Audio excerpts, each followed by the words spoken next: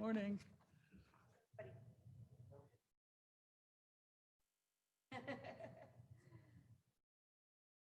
All COVID survivors so far.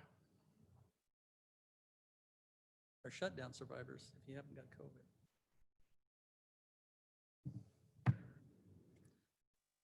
Oh, I say, these masks.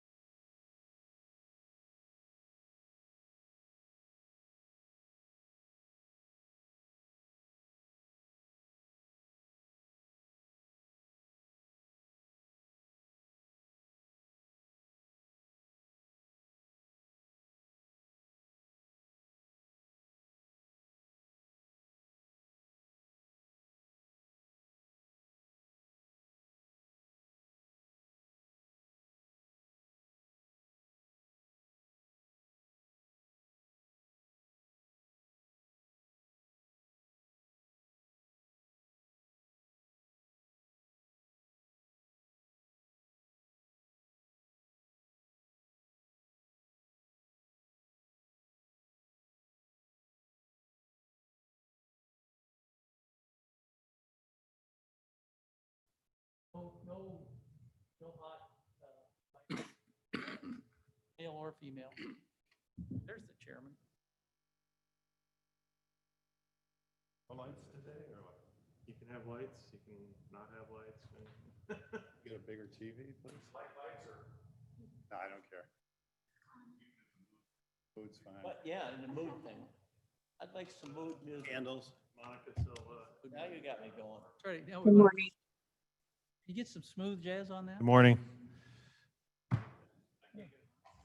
Michael Franks, can you play some Michael Franks for us?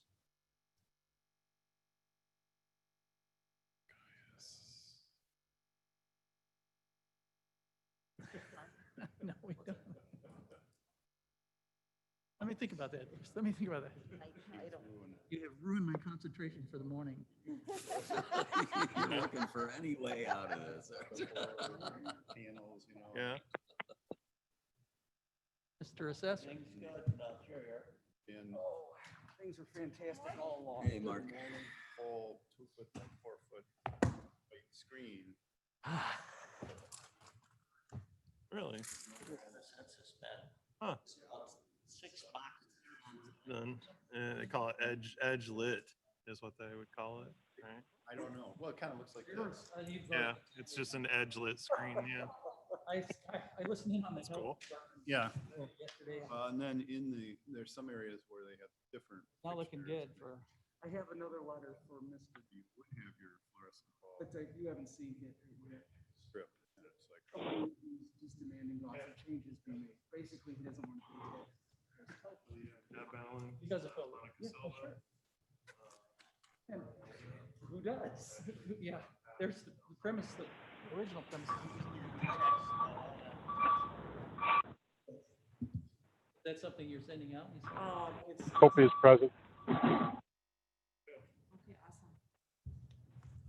Morning, Tom. Not to yell or throw anything. Starrett, I don't know, is Susan Starrett, are you on the phone or? No? I have one. Is that Doug? This is Sandy Wegman. I'm on the phone. Thanks, Sandy. Barbara. Mm-hmm. Barbara. Hi, Sandy. It's Deborah. Nice to hear your voice. Hi, how are you? We hang in. What can I say?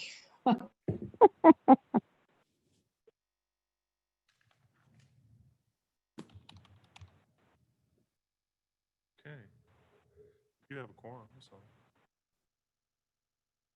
Got, Barbara Hernandez. Yeah. So, So we have everybody except Starrett.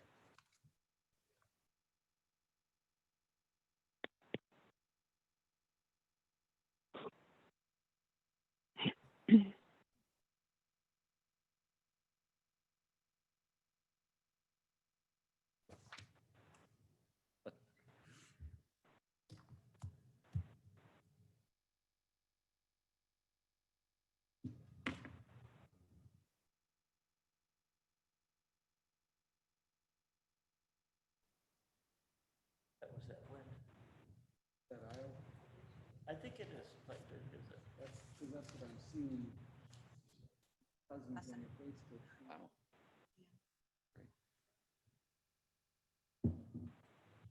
That won't come up, you know? Yeah. That's quite a picture of that tree. That's something. Yeah. Give it some scale. Yeah. What's this going to do to crop prices for the farmers? I thought it was gonna help, but it jumped one day. I sold corn at 3.11. Now it's below 3. Sheriff Sheflo? Yes, hi. I just wanted to let you know that I was able to get on now. Here's a nicer picture. Look at that. So that's the farm there.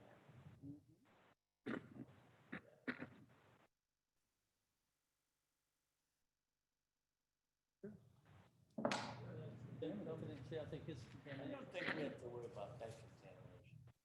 That's If right. you want to worry about something, go ahead. Oh my gosh. Assessments and farm, and the idea of creating a publication mainly deals with people who have these farms. Once people find out that there's property taxes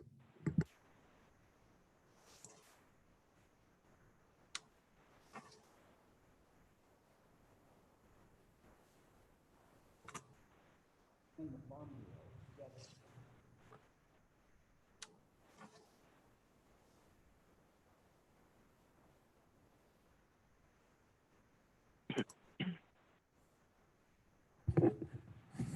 I think the, Something's wrong.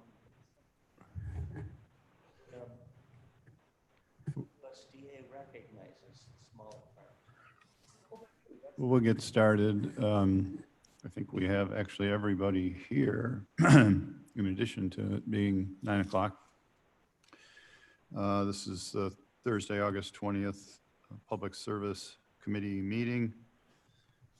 I'll call to order. The first item of business is we have 2 sets of minutes to approve, so I need a motion to approve the June 18th minutes. Roll call. Roll call. Thank you. Roll call.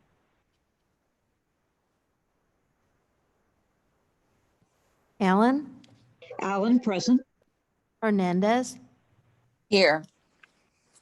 Copey, Opie's present. Caius, Caius present. Silva, Silver here. Starrett, Starrett, present. Sheffield present. So now I need a motion to approve the, Starrett Alan moves. Alan seconds the minute. Starrett moves, Allen seconds, Chakaias thirds. Unless there's any comments or questions, Forrest. we will, do a roll call vote. Allen, Alan, aye. Hernandez, Yes. Caius, Caius, yes. Copey, Opie, yes. Silva, Silver, yes. Starrett, Starrett, yes. Sheffield. Sheffield, yes. And then the July 23rd minutes, need a motion to approve those. Starrett moves. Starrett moves, Caius Alan seconds. seconds. Too late. Unless there's comments or questions, clerk will call the roll. Allen, Alan, aye. Hernandez, Yes. Caius, Caius, yes. Copey, Opie, yes. Silva, Silva, yes. Starrett, Starrett, yes. Shefflo. Sheffler, yes. We don't have a finance report today. Recorder of deeds is online, I guess. Ms. Wegman. Yes, yes. If you're looking at the report that I've turned in, you'll see that we've been busy. We've had no impact on the recording of documents throughout this entire period. The building is closed, but the offices are open, and we are recording more documents today than we have for several months. Actually, I think we're actually topping what we did this time last year. The amount of revenue that we're generating is more than we did last month. And the number of documents that are being recorded exceed what we've done last month as well. So if there are any questions, I'd be glad to respond to them. We have any Mr. questions? Chairman, it's Alan. Yes, Deborah, please go ahead. Can I just ask this question? I mean, I'm delighted to hear that at least the real estate economy is moving. Does anybody know just how that's happening? I understand that closings are held with people sitting in cars in parking lots, and viewings are done, which is a little tricky because you've got people in the house and living in the house and people trying to view the properties remotely. It's just very interesting to me that this industry seems to have been able to manage this. Do you have any insight into how that's happening? We don't get any input like that. We just get the documents. And we, like I said, we have seen an influx over what we have done previously. You would have thought we were giving things away because everybody wants to come and record documents, but we don't have any input as to why. I know the interest rates had dropped, but now they're apparently rising again. So be quite honest, I don't think there's going to be any impact because there hasn't been any impact to this date. Then I'll just be grateful. Thank you. Yeah, I would think the refinance rates are way up, and that produces at least one mortgage. No revenue stamps, but and then so my closings have all been mostly normal, just fewer people in the room. So I haven't done any of the drive-bys or those type of closings. There are some where people stay in the car and the title company closer goes in and out of the building to collect signatures. But so I'm going to, later on, I thought I would ask the question to the group as to when are we going to open up? And so I don't know if you want to address that, Sandy, or if you want to wait until the end. I'll give you 20 minutes to. 20 minutes. Sure. Okay. Well, we actually had an architect to come into the building and look at what we have and how we could readapt the building to meet the COVID requirements. At that time, I asked when we would get the drawings to see what they were proposing, and I was told it would be about 2 weeks. Well, it's been about a month. And I also asked when they anticipated that the work would be done once it was approved and ready to go. And I was told that it probably wouldn't be until December. So that's the only indication we have as to what we possibly could be looking at down the road. But with the way that the recordings are coming into the office, I think it's working really pretty good just the way it is. You know, there are people that are not happy that they can't come in because they want to record documents. And the fact of the matter is they don't have all of the answers answered. And we can't really help them because we can't provide them with the answers they're looking for. So those individuals are not real pleased. But I think the general population seems to be accepting what we're doing. And we're just heading in that direction. And we're going to wait and see, you know, what the architect comes back with when they come back and go from there. So that would be my take on the situation. I would imagine that Mark's is going to be similar because I believe he had some of the same circumstances. I was thinking in your office, those public windows, you know, you could plexiglass over those and have a little flap or a banker's, you know, an opening or something like that. So you could at least protect the employee from the public. Well, that's one of the things they were also taking a look at, and they haven't come back with anything on that as well. But we have, as you know, our building, you walk in right off the street into the center of our office. So we have all kinds of people. In fact, when we exit the building or enter the building, we have people that are trying to catch the door so that they can come in, and we have to deter them from that. So that gets to be a really an awkward situation. But as I said, what we're doing seems to be functioning quite well for us, and I think it's functioning quite well for the public. So this is not something that we would just jump into. Well, I think I mentioned this before, but I signed up for the electronic e-filing. So it's working well. I'm getting very quick response from Kane. I've only done a handful. So if it's if I have a mistake, it rejects really quickly and I'm able to refile it maybe same day. So yeah, I probably won't go back to in-person filing.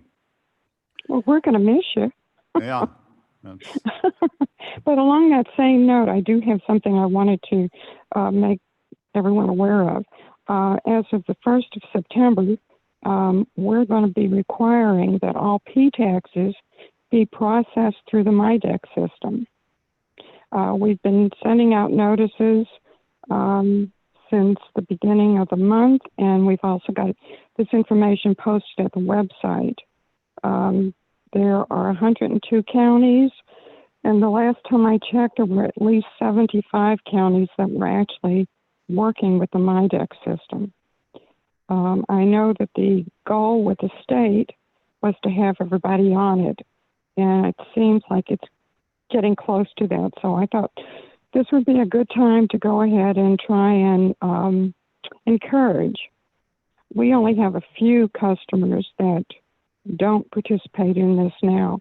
And apparently, you know, in order to be able to record a deed, my requirement for that is that they have to, if they want to do it electronically, they have to process through the MyDex system anyway.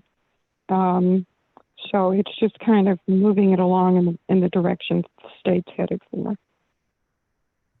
Yeah, I did see that. I think would just be the individual people that might do their work on their own or something. You know, if you're not going through a title company or not going through an attorney. Well, we kind of took a look at that, and if it's like a mom and pop, they are less likely to bring in a document that's going to have a P-tax attached to it. If they're bringing in a deed, it's usually a quitclaim deed. So, and if they continue doing that, because it is in the minority, we will just go ahead and record that for them.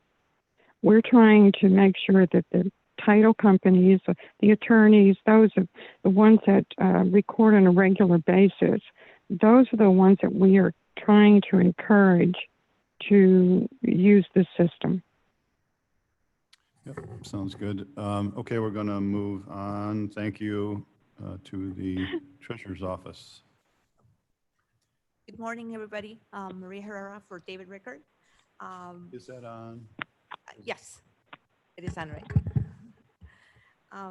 Mr. Ricker asked me to come in to answer any questions that you may have on the report we submitted.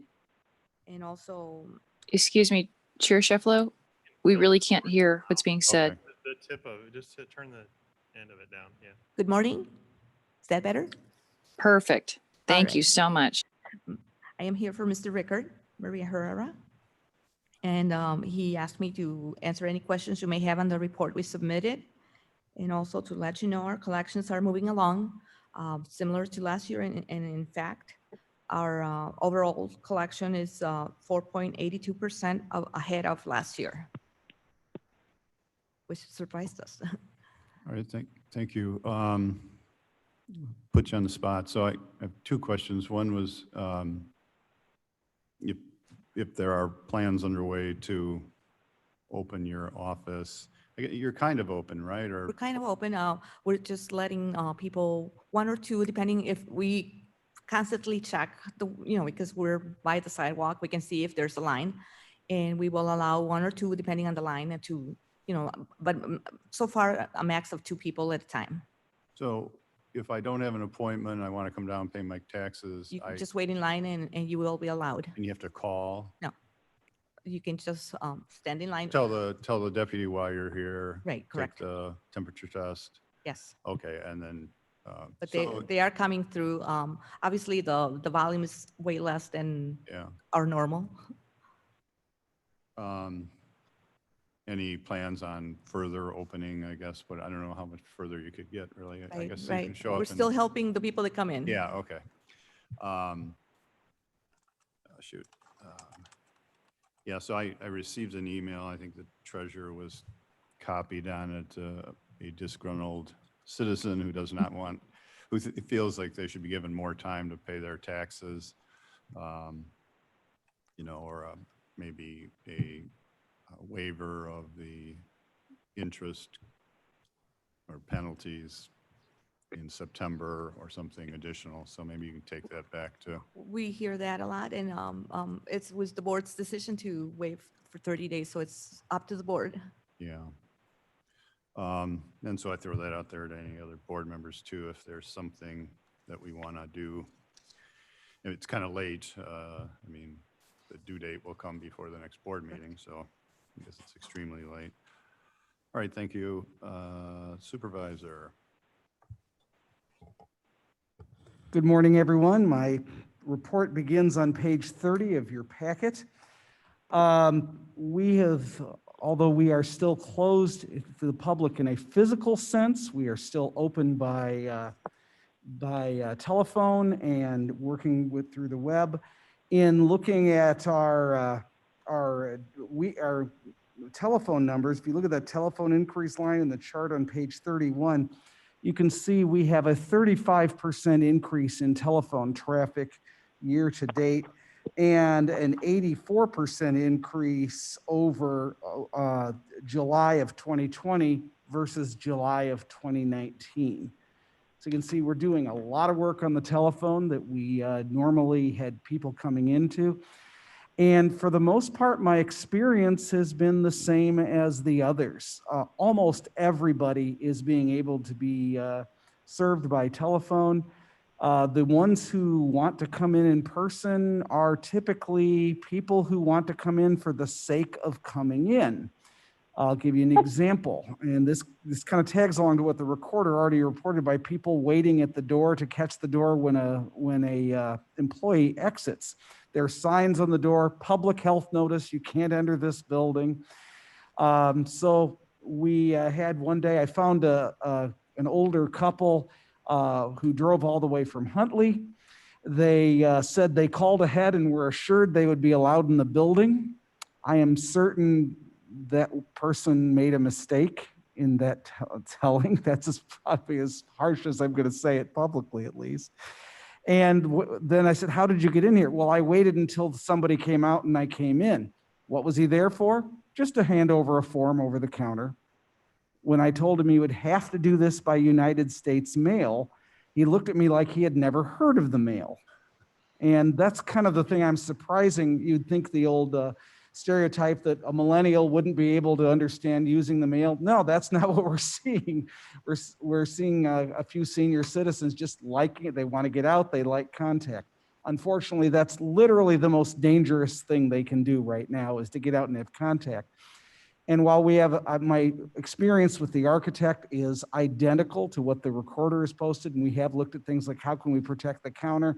The other thing that we run into is that there are times of the year that we would be 5 and 6 people deep at each spot on the counter. We don't have, based on the design of this building, any way to safely queue anyone in that hallway. Now, I don't want to say that's automatically the county board's fault, because when the county board built that building in 1989, the exemptions that people are coming in for didn't exist then. And I don't think could have been foreseen. So I don't think this is something where the county board should have foreseen that the legislature a decade later might do something that requires people to think they have to do things in person.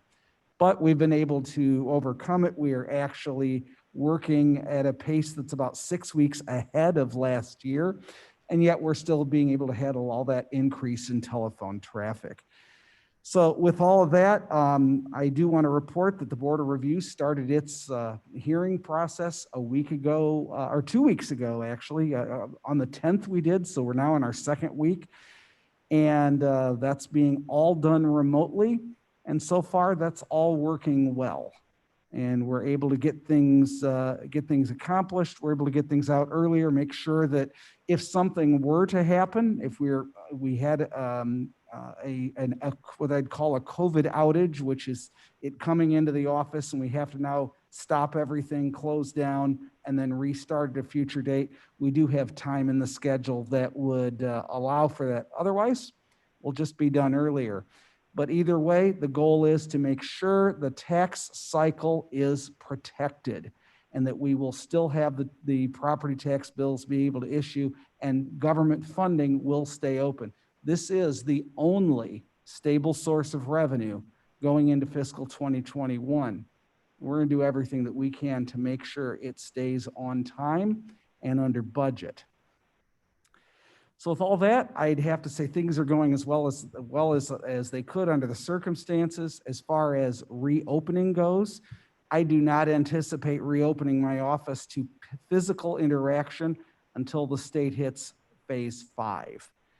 That may change if there are significant building alterations, but that's up to the county board to actually decide to fund those.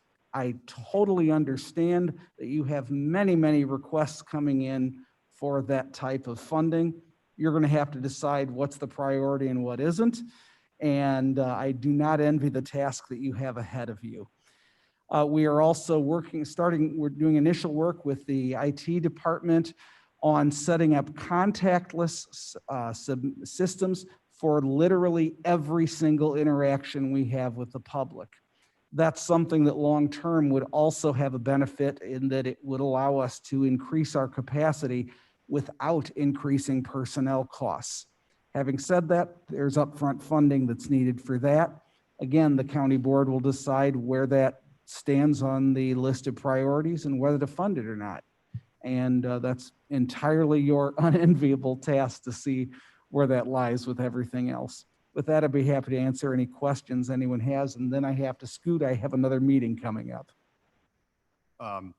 So I'll probe you a little bit on reopening. The post office never closed. They made the only alterations they made was they stacked mail bins in front of the counter so that the customer stands back a little farther from the counter. They may be plexiglass there for the worker. I'm not sure about it, but it's still basically an open air. And so, I mean, people have some responsibility to do their own distancing.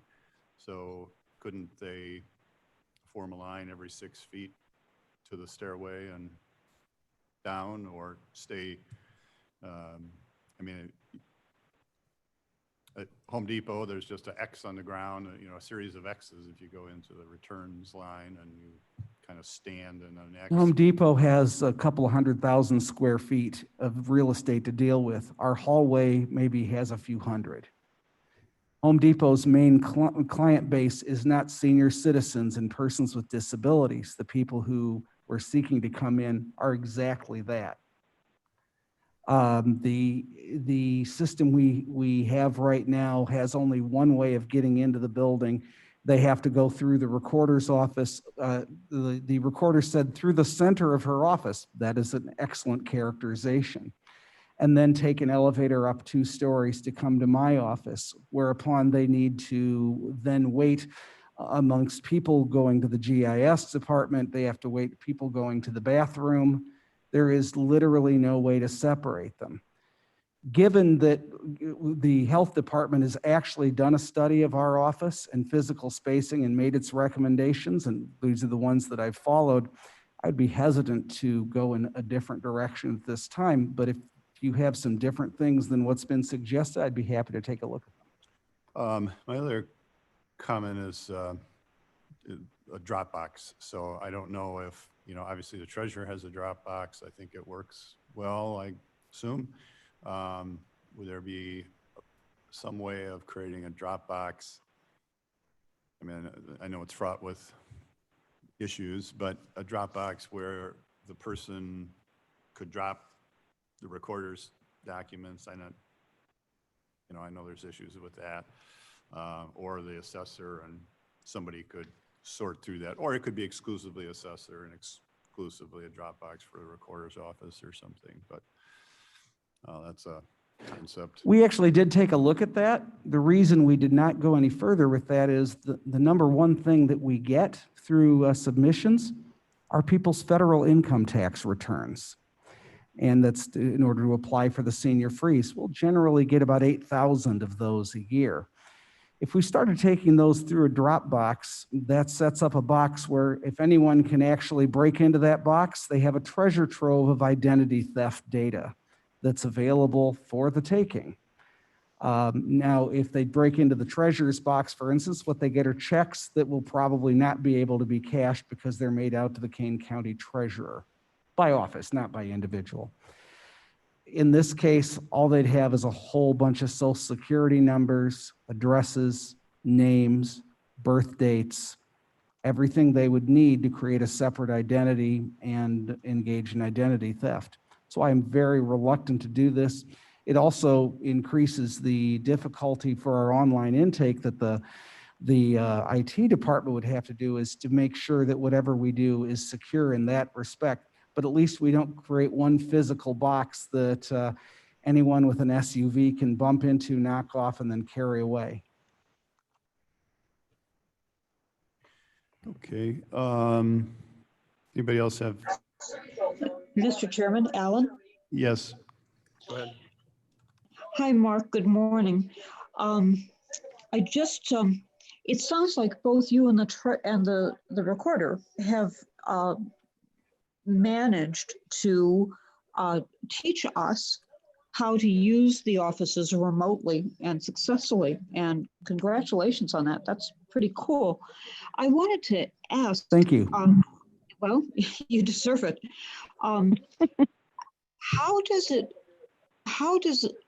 What is your experience with people who do want to challenge their assessment? So they would come to the Board of Review, but they're doing it remotely with, I assume, something like a Zoom program.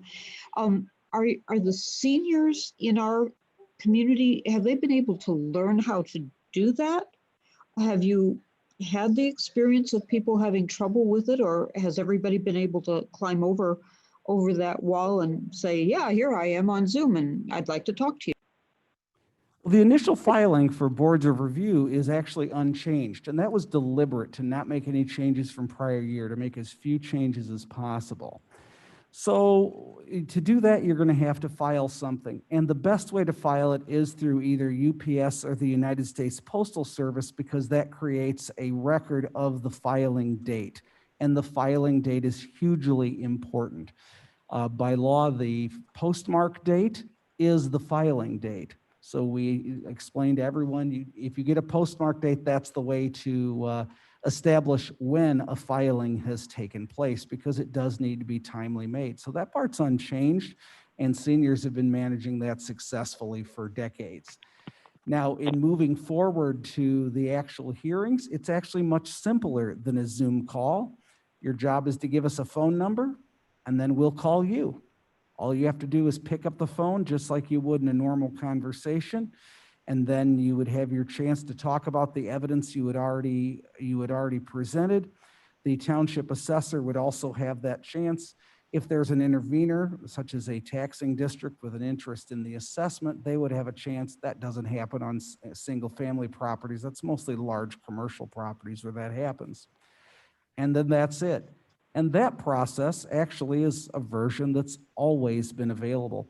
A lot of senior citizens, though, opt for a different process, which has also been available for a number of years, and that is to have the hearing based simply on the written evidence. They mail in the evidence, they send it in, and once they send it in, it's received by us, and then everything is done by mail, and no one has to make an appearance. When I took office 14 years ago, one of the problems was we were having hearings in December and January, and seniors were having to drive in inclement weather to get all the way to Geneva for a hearing. We've been able to allow the hearings to do remotely or by written evidence for years. Every year we have more people doing that. About 42% this year so far have opted for a mail-only hearing, in other words, written evidence. The other 58% will be done via phone call. So these are actually processes that we already had in place that we're able to quickly adapt to due to this. So there was nothing new for people to learn. Does that answer your question? Mark, that's a great explanation. I remember seeing the little room set up with the screens and people. It's a relatively small room with a relatively large table. So I could see how that could be problematic if you continue to do hearings in person. And this is a much better way. Thanks for the explanation. I appreciate it. You're welcome. You've had some in person, though, am I not correct or no? No, that is not correct. We have not had any in person. Anybody else have any other comments or questions for the supervisor? Hearing none, we'll move on to Regional Office of Education. It's Patricia Del Santo, did I? Yes, I'm here. Good morning, everybody. Morning. Yesterday was the first day of school for Batavia and St. Charles. Today is the first day of school for Caneland. There is some in-person learning going on. All of the districts have various different plans that have been vetted by both my office and the health department. So it's a very challenging situation and a very fluid situation. As metrics change, as guidelines change, we have to pivot pretty quickly. Remaining a challenge is internet access for our low-income families. Most of the cable companies and the internet companies do have a program called Essentials that you can get for $10 a month. However, you have to have a decent credit rating, and a lot of our families don't have that.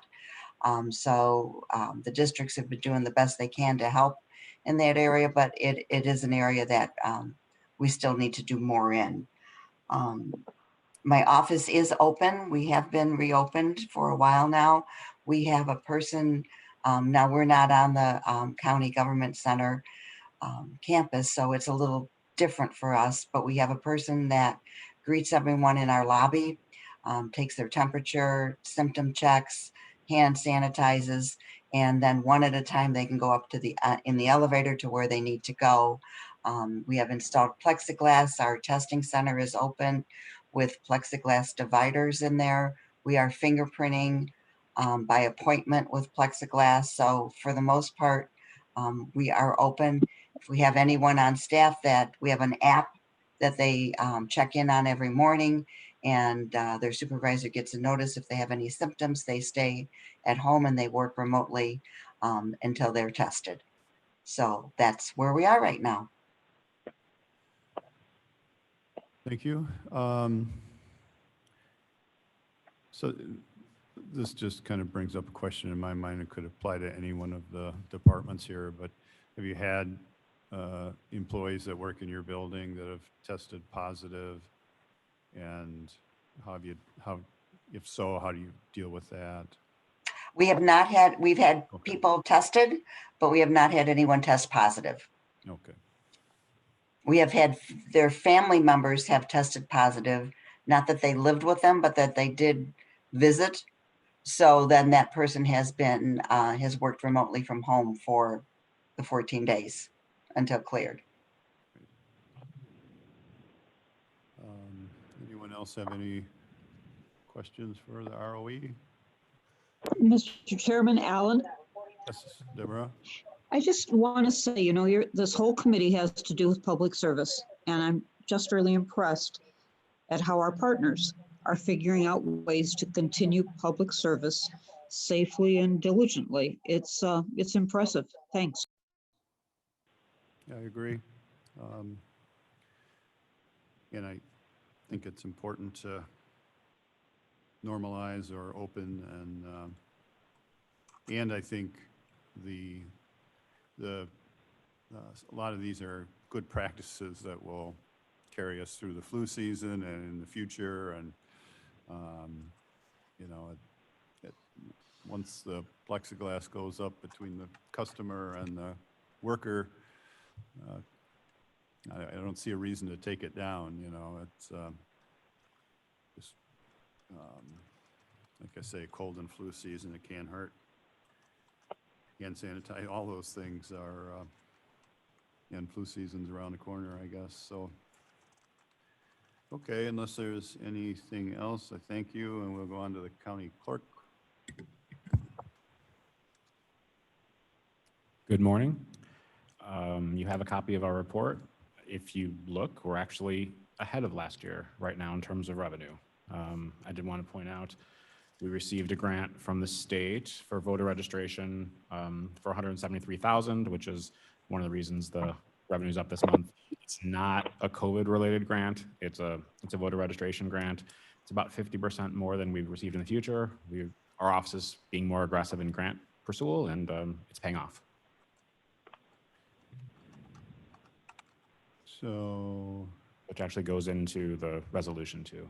Okay, so you're at $1,015,000 2020 year-to-date revenue, and last year you were at $946,000. Is that yes sound right? I don't know if you're looking at.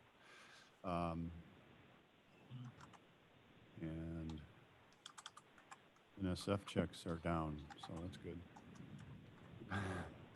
People are probably using credit cards or something. I looked again at the death rates, and the good news, I think it's July that's on there, dropped down at least below 300 for the month. It's over 300 or over 400 the last 3 months. So that's a good trend. And then it's still higher than, just eyeballing typical July death rate in the county is closer to, 250 or, have to do the math. I didn't do the math. The resolution. So we have a resolution authorizing the county board and the county clerk to enter into grant agreements. Can I get a motion to approve? Starrett makes the motion. Starrett moves. Kaya seconds. Alan seconds. Gotta be quicker, Deborah. Gotcha.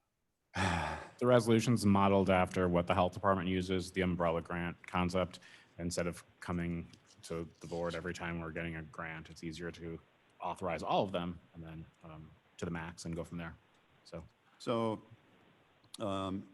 are these, you've listed in the resolution 1, 2, 3, 4, 5, 6.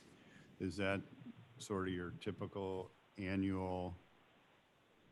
I mean, these are the grants that you're Usually, regularly. yeah. I mean, if there are new things that come up, we go for them, but. Yeah, And this maybe not been done before, or in other words, we get a lot of resolutions accepting grant funds and, It's a housekeeping grant. It's, like I said, it's something the health department does. Instead of coming piecemeal with each grant, this is just easier to not do more resolutions, just do one. I agree. I think it's a good idea. And maybe, so the health department has like an annual grant resolution or something? Yes. So. I believe the board passed it in July or August. Okay. Did the state's attorney vet this at all, or? This same resolution. Okay, so no. The one thing I would appreciate seeing, if possible, perhaps even putting it in the summary as maybe the anticipated grant, or historically, or a range or something, so that when we're voting on it, we're, are these $2,000 grants, or are they, I mean, it doesn't matter, and I've never seen a grant get turned down here, right? But I just think that would be good information. Chair, I have a question. Sure. Thank you. It's Ms. Starrett, and it's actually for Mr. Pollock. Mr. Pollock, is there any way to know in advance what grants will be out for the year? Or do you have continuous grants that come in that you find out throughout the year, so that maybe you wouldn't have all that information in advance? Often we don't know. For example, the one I mentioned today, while there's a voter registration grant, the amount was different because we dug deeper and we found more things that we were eligible for. So the numbers can change. Some of the grants on this list didn't exist last year. So we don't always know, if that's to answer your question. Sometimes yes, sometimes no. Thank you so much, Mr. Pollock, and thank you, Chair, for indulging me on that. I've worked in grants, and I just wanted to make sure. And by the way, thank you, Mr. Pollock, for your department for actually, as you said, digging deeper to look for those grants, because I know the citizens of King County really appreciate it. So thank you so much. Thank you. So the grants you mentioned, there is a voter registration grant listed in this resolution. Correct. Is this a different one, or? We're anticipating that we'll be applying for it next year. Well, you said there was a grant that came in like 50% larger, Yes. and that's a previously authorized, or that's a grant that's already gone through a resolution, or? Correct. Okay. The resolution, the chairman and the clerk signed off on it, and it takes time to receive the money after we apply for it. So the check came in August or July, whenever this was dated, and we applied for it months ago. So this would be like for next year's? Yes. Okay. Mr. Caius? Yeah, I think that's a good point, just listing the grants. Although it's a big pain in the butt to come every month and say, please, let's accept the money, like we're not going to accept it. Right. But also to list them so that we have a good, I'm reluctant to say promotion, but to announce that we are doing good things, like for just to make sure that you get the credit. Well, we come to the meetings and we announce them Each time, yeah, so the that's health good. department, the grant, like I said, the grant that has been vetted, went through, is the model that doesn't list the amounts because you don't know often. Well, so, It doesn't look like there's any downside to this at all, really. no, it seems like it's efficient for everybody to, I think it's a good idea. My comment is maybe give us a range, or, an historical, if available, or something. So now CARES Act, that's probably new. But that is my comment. Anybody else have any comments or questions on the resolution? Hearing none, nothing online. We'll have a clerk will call the roll. Allen, Allen, aye. Hernandez, Yes. Caius, Caius, yes. Copey, Copey, yes. Silva, Silva, yes. Starrett, Starrett, yes. Sheffalo, yes. That motion carries unless nothing else from the clerk's office. Oh, just some updates on what's going on. Our election judge training has begun in order to deal with space and COVID. And thanks to IT for helping us get this done. Our majority of it's going to be done online. The judges are doing their certification portion online. We do have some judges coming in, especially the newer judges, and then those that need the hands-on or the refresher on the equipment. So we're doing that in small groups. Early voting what we call the grace period early voting begins on September 24th. And then the expanded early voting will begin on October 19th. I'm sorry, September 24th, I say, and October 19th. Vote by mail ballot requests have been incredible.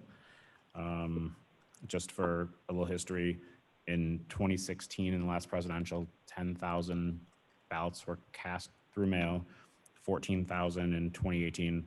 We've had nearly 70,000 requests to this point. So it's still the easiest way to do it is to go online, but residents have received the letter. Other candidates and parties have sent out other applications. So we've reminded the residents and the voters, you only have to fill out one. If you get one from each party and you get one from our office, you only have to fill out one. If you fill out more than one, only one application is going to be accepted and only one ballot will be sent. So that's out there. Our vote by mail processing equipment, the Daily Herald did a nice story on that last week. If you haven't come over to the office to see it, come on over, check it out, see it in motion. So, anything else? I don't know if everybody's here is on ag. Are you on ag? I am. Yeah. I would like to walk over afterwards and see it quickly if that is possible. We could do a tour, but I think we don't have that many people. You guys could probably go over after ag and if you're interested or whatever. So, Yeah, I was going to suggest, can we make an appointment to do that? Is That's that fine okay? too, yeah. Sure.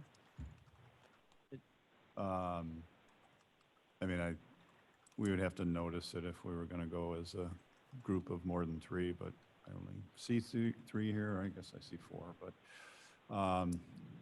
not sure everybody would be going. So I'm going to throw this out. So some of the political parties are saying everybody should request that mail-in ballot, so you have it in hand in case you need it. And then I guess if you decide to vote in person, you bring it in with you and invalidate it, or you can either submit it somewhere. Surrender it and then vote in person. Yeah, surrender it and then vote in person, or I suppose you could fill it out and you can Dropbox it, or you can take it to a polling place, I think, or no?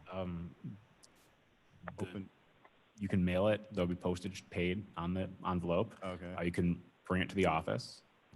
They're likely, while locations haven't been decided yet, there will be drop boxes in the county. Those are sites. Those are the easiest way. When you're dealing with the ballot, you want to make sure that you have, a chain of custody. So the easiest way would be to put it in one of the approved methods rather than anything else. So people who typically vote election day might still get that ballot in case the polls are closed due to COVID, or, that's something that's circulating out there that the governor's going to shut down the in-person. The polls didn't close in March when it was much worse than it was now. The polls aren't going to close in November. Well, fear carries the day, it seems like. So let's stick with facts. So you can bring your ballot in and surrender it at the poll on election day as well, and then vote on the machine. Is that Yes. correct? Okay. Do you have any opinion or official opinion on whether people should do request the ballot just in case, or We're running an election. We have 3 methods to vote. It's whatever is most convenient for the voter. They can decide if they wish to vote in person, to vote early in person, or vote by mail. We've made a push to make voting as easy as possible. We're all aware of what the situation is. If anyone wants to vote by mail, we make it available online, make it available by mail, make a ballot to you. So do what the voter thinks is right. do you have any number? Most of these 70-some thousand requests, are those mostly the paper ones coming back that you guys? Actually, no, a feel- majority of them are online. Online, okay. So that's a whole different, maybe that prompts them, they get it in the mail, and then they say, well, yeah, well, why bother, I'll just go online. Anyone else have any other? Mr. Chairman? Mr. Caius? Yes. Just it was a good article too. I read the article. And it mentioned that right now, or I think Mr. Cunningham had expressed that there would be 3 drop boxes, one in Elgin, one here, one in Aurora, or something like that. Whereas this is, I understand, still in flux. The Lake County was going to have something like 17 different locations for drop boxes. In flux, do you see it changing? Just If your the crystal Daily Herald ball. article that I read, it talked about that some of those sites may also be, they may be temporary boxes as well. So we don't know. Some other counties have talked about having temporary boxes at certain other sites. When you're dealing with a box, the locations are important, security, lights, camera action, all those things. And so those are decisions that have to be made. So if other counties are planning to permanently attach all those boxes, we don't know. We're trying to figure out what's best for Kane County and what's best for, safety, security, and convenience. So. I have a question, Dr. Chair. Jack. Kopi? Hi. Is it possible that a district can request a drop box? The elections are run by the clerk. So, I mean, if you want to have a conversation with him about locations, feel free to talk to the clerk. But, elections are run by the clerk's office and they'll be determined by the clerk. Thank you. Thank you, Mr. Chairman. Somewhat similar question. Has there already been any talk that you know of putting one more up north in the Carpentersville area? There's a lot of things going on. He's mentioned 3 in the paper. It's possible we could have more. So if you have some suggestions, I would say give him a call. Okay, thank you. Does Carpentersville have a early voting site, permanent? Yeah, the Dunny Township offices. Okay. And the fire Fire station. department in Carpentersville on the department, yeah. west side, 93, I think, Station 93. So are all of those effectively a drop-off location? Those decisions are being made. Oh, decisions are being made. No, I mean, not a box, but like you can always just walk it into an early voting location, or no? If you would surrender it and vote in person, yes. The Oh. question is about Okay. dropping them off. So maybe not. Anyone else? Any comments, questions? Hearing none. We move on to other business. We have no other business today. Executive session not needed. I need a motion to, yeah, Ms. Allen, are you ready to make a motion, put reports on file? Absolutely. Alan moves the reports. Alan moves, Kaya seconds. Roll call, I guess. Allen, Alan, aye. Hernandez, Yes. Caius, Caius, yes. Kopi, Hope yes. Silva, Silva, yes. Starrett, Starrett, yes. Sheffel. Sheffel, yes. Public comment. Anybody want to make a public comment?